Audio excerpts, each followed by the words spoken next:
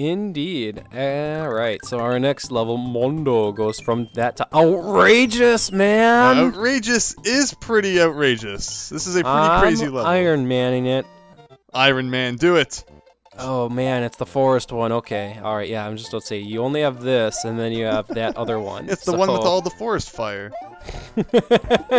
Now you know how fire flowers come to be. You can blame that one enemy that's really annoying in the deserts, and look, he's just appearing here now. In the forest. Ah, too many bullet bills. Oh, this is another level as a kid where it's like, nope!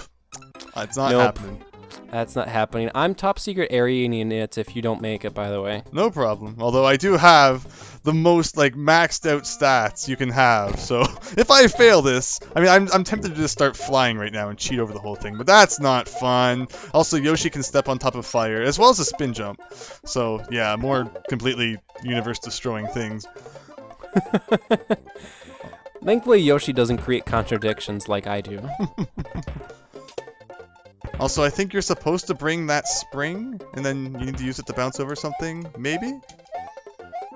Well, I guess see not. If you actually need it. Yes, you do. Yes, or you I could do. just bounce off a bullet bill. No, it didn't happen. Oh, you don't even get to bounce off a Yoshi now, so it's either spring or bullet bill. What will it be? Come on, the Kaizo Mario way is to use the bullet. There you go. There you go. I somehow pulled it off. Although, yes, we did lose Yoshi, unfortunately. I don't know exactly what would be the purpose of setting up bullet bill generators in a forest, given there's so many trees for the bullets to actually land in, you know? It can't exactly lay open fire on an entire army of enemies when there's trees all over the place.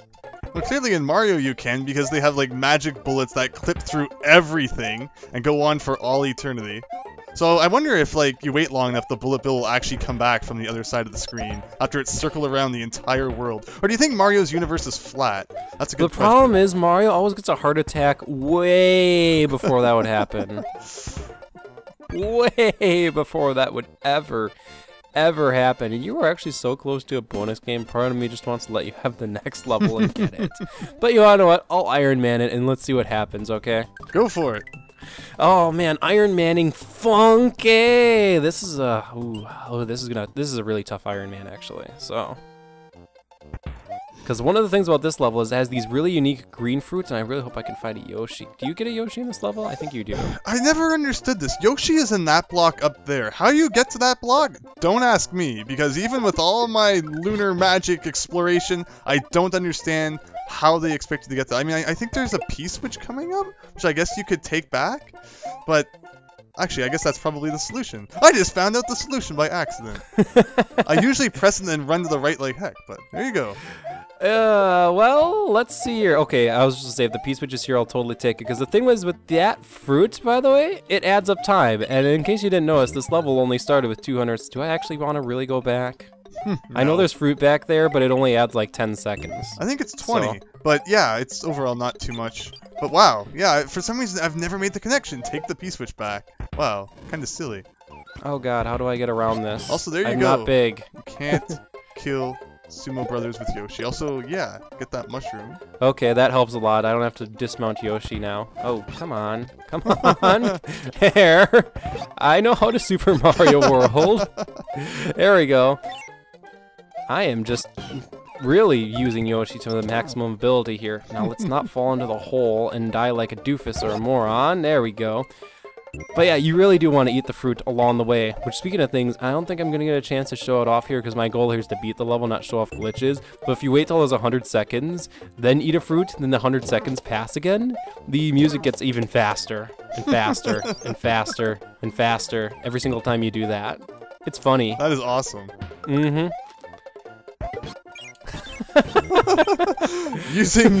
Wow, that was amazing.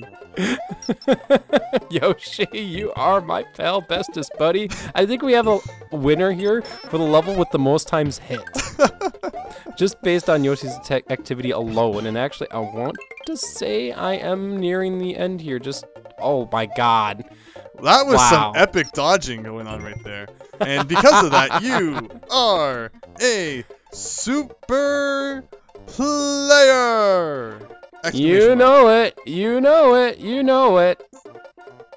And thank you. I didn't even get 1. I get 2. So you know that this isn't Super Mario Infinity 2. Oh. Do you want to go play an extra bonus game or risk possibly, you know, destroying your internet? Nah. Here we go. So for beating Star Road, you don't go to some super massive awesome new world, you go to a crappy palette swapped normal world. Lame. But the whole world has changed. I was like, where's my bonus world?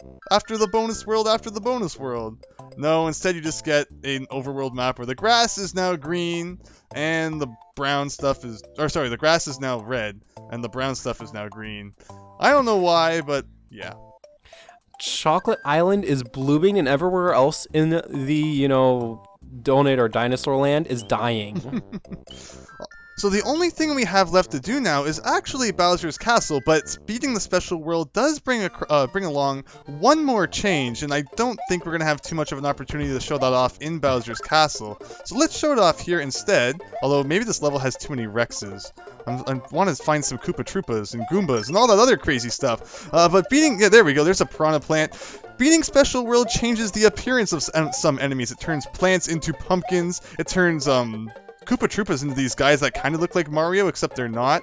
And it turns Goombas into... What does it... Or do Goombas turn into anything, actually? Ooh, I don't think Goombas turn into anything. But yeah, the Koopa Troopas change. And you can even see what they change into.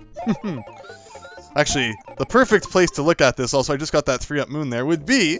Oh, that puts it back into your control. I was going to show... Tell me what level it is. Yoshi's Island 2, I was just going to show since there's a whole bunch of Koopa Troopas near the beginning. Oh, perfect. Although I think this is a red shell, so I have to... Oh, it's a blue shell. Never mind. Like that. Yes. Everything looks like that. Bullet bills have been turned into birds, and there's some other changes as well, which we will actually see in the kind of credit sequence when it shows all of the enemies, because they do change there as well. Huh. I don't think there's much point in showing any more of that level. No. So. Nope. Very good. So with that... We should now have all 96 exits, because Bowser's Castle, when you beat it, you just get a frozen screen that you have absolutely no ability to do anything on. So all 96 exits have actually already been gotten, and beating Bowser's Castle is kind of just a formality now. Oh, okay. You're not gonna enter the back door? So the way it works is we unlock the back door, and I'm of course standing on the front door right now. If you enter the back door, you skip 2/3 of the level. And then it's, of course, much easier to get the Bowser. But I'm going to show the whole thing, because why not? We might as well end this the right way. And I'll show you the way that I used to do it as a kid. Which doors did you used to take? Oh, man, I think I always just went 4-8 just because that's the way I always did it. 4-8? So the way it works is, at the beginning here, we are given a choice of 3 doors, and you do not have to play through all of them. All you need to do is just pick whichever door you prefer. And for some reason as a kid, I always preferred door number 2, although I know that door number 4 is the one with the kind of curtains and the things that you can't see behind as you kind of go through a little bit of a maze. But I don't know, I never really had any trouble with this one. You just kind of hold right. All these guys are behind the net, so it's not like they're even an issue. And there you go. That was pretty easy. You could run for your life in door 5 if I remember correctly. Door 5 has a lot of thwomps and smaller stomp things. Door 6 I don't remember. Door 7's kind of a thing, but I usually went for door 8 mainly because if you don't have any power-ups, you actually can get feathers here with the help of this block. So that's normally why I would do it, although I have full power-ups, so there actually wasn't much point, but we're doing it anyway. Wow. The question is, which one has Stompy Thing? I actually don't remember. Although going through that brings us to this room, and if you enter the back door, you start right from here, meaning that you don't have to go through any of the first 2 rooms. And this room is kind of cool because you have disco light! And you hit that block, and it lights the room, although if your screen brightness is high enough, you don't really need it because you can see everything anyway. And you have everyone's favorite enemy, the Mecha Koopa. Yeah, I thought you could kill them with a cape, so I kind of just screwed that up. Careful there. And actually, this is like the only area in the game where ninjas appear. Yes, that's true. Of course, they made their first appearance in Mario 2, and then, yeah, it's like the final room to kind of shove them in there. But here we go with the final Bowser fight. And anyone who's played Mario ROM hacks is probably like, oh, this stupid boss, I'm so sick of it. But yeah. Ah, yeah, this was back before Nintendo really standardized Bowser's look and appearance, so he looks really ugly. Don't you like ugly Bowser better? I guess they did what they could, considering it's pretty much the first Super Nintendo game, and yeah, it's like, I guess it still looks better than Mario 3 Bowser? Actually, Mario 3 Bowser doesn't look that bad. I don't know. Actually, that's a decent question. What was the first game Bowser's look was standardized? Because even Mario 64, he looked a little weird. It wasn't until Sunshine that his look was, like, standard. Yeah, it seems was there like a game before then? Yeah, it seems like GameCube was when a lot of things were standardized, because they finally had the processing power and crazy graphical abilities to do it. There we go. But yeah, Phase 1, he just kind of swoops around and it's just like, yeah, okay. Phase 2, he stays up there, and eventually he's going to drop big, gigantic metallic balls at you. Which you can spin jump on top of, which is, again, something I would have loved to have known as a kid, because instead, if you don't do that, you have to make this gigantic jump, and if you touch the propeller on the bottom of the car, it does hurt you. So you don't want to jump too high. That does hurt you. The rest of the Koopa Clown car, though, you'll just kind of bounce off of it. Mm-hmm. Aww.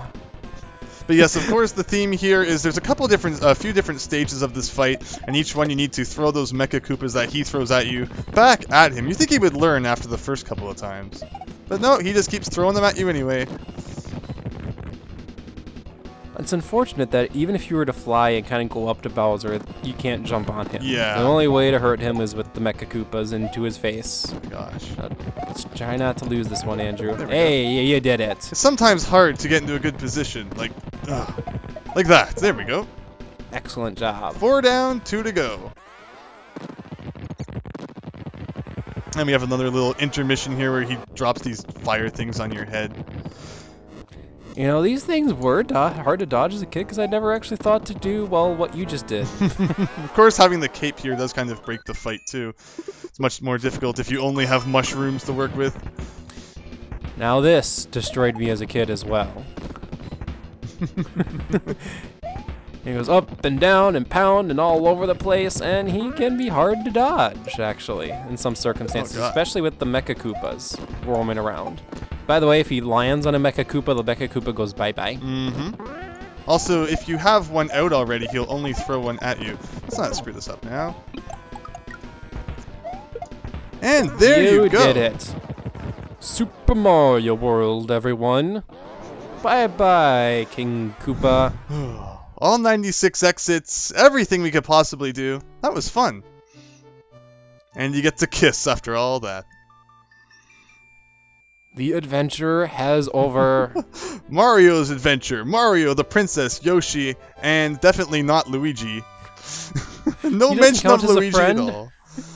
No mention of Luigi? I mean, I guess Luigi could be just friend, but... Poor Luigi. I mean, you get to play as Metal Mario and a Tanuki Mario in Mario Kart 8, but Luigi? Just Luigi. Also, Nintendo loves to claim the credit screen of Super Mario World. I wasn't going to mention anything, but now that you mentioned it, you're going to have to, like, warp this in some way so that Nintendo doesn't claim it. It's like, why the credits of a game that's, like, 25 years old? Seriously, Nintendo? It's like, come on. But yeah, there you go, the credits! I've always wondered, because I've never actually done it, you can skip the World 3 Castle, if you take the upper path across Butter Bridge. Will there still be 7 eggs at the end here? I want to say yes, because I've played ROM hacks where you don't complete every castle, yet there's 7 eggs. Okay, that's a very good point. So there you go. So case in point, this is just what you get whenever the credit sequence starts. Mm. And this theme's actually really catchy. I've had like this theme stuck in my head numerous times. And of course, when you play ROM hacks like I do, it goes in and out, okay, no longer. But then you hear it again, it's like, oh great, this theme's stuck in my head again, and now it's going to be stuck in my head tonight. Mario used to have some very catchy credit themes, like Mario 3, Mario World, and Mario 64 are definitely 3 credits themes that will always stick out in my mind and be quite memorable, but especially Mario World. This one's definitely great. You can thank that man Koji Kondo. He is a brilliant composer, so... Because he's the one who composed the music for this game. You saw it pass by. Mm-hmm. Don't forget to thank Shigeru Miyamoto for Mario Sticker Star. Thank you, Shigeru Miyamoto. But that was fun. Thank you so much for joining me. Thank you for your patience, and I apologize this couldn't be one night. It's okay. It still actually ended up all on the same day. We started at 12:30 a.m. and it is now 10:38 p.m. That's good enough. I mean, you broke the world. That was pretty funny, so it makes up for it. I guess so. Yoshi and friends have kids. Hooray! Thank you. Now, you see, because we beat Special World, I suppose none of these enemies actually show it here. Wow, we get to see all the enemies in the game, which is really cool. I always love this segment, but we also get to see all the enemies that change as well. Mm-hmm. There's the jumping pumpkin plant. It actually changes the names too, which is good. Yeah, it does. I want to say it's originally jumping piranha plant. Oh yeah, the Pidget Bill. Mm-hmm. ROM-hacks never use these things. No. The thing is, I mean, I actually think a lot of the enemies look better before the change. So, I mean, like, who wants a pumpkin plant? I want the classic Mario piranha plant. Maybe the orange just doesn't necessarily mean everything's dead. Maybe it actually means it's Halloween. And that's why the Koopas are wearing masks. So you're saying that if Mario World came out these days, this would be the Halloween DLC pack instead of being unlockable. I guess that's it is what I'm saying. Oh boy, but something I don't think I mentioned this the entire playthrough. Yoshi's hands and arms are orange in this game, and that bothers me. Even though this was the first time Yoshi appeared. Just because it looks really weird once you finally notice it, and now that I've said that, you will always notice it. I'm gonna have to go back and look at it. It's definitely not something I really paid attention to. Yep, his arms and hands, they're orange. Huh. They are. There you go, all of the castle enemies. It's really neat that they did do this at the end, though. I mean, I guess it was like a Super Nintendo thing to show all of the enemy names at the end. I know Donkey Kong Country did it, and there's some other games that did it, too.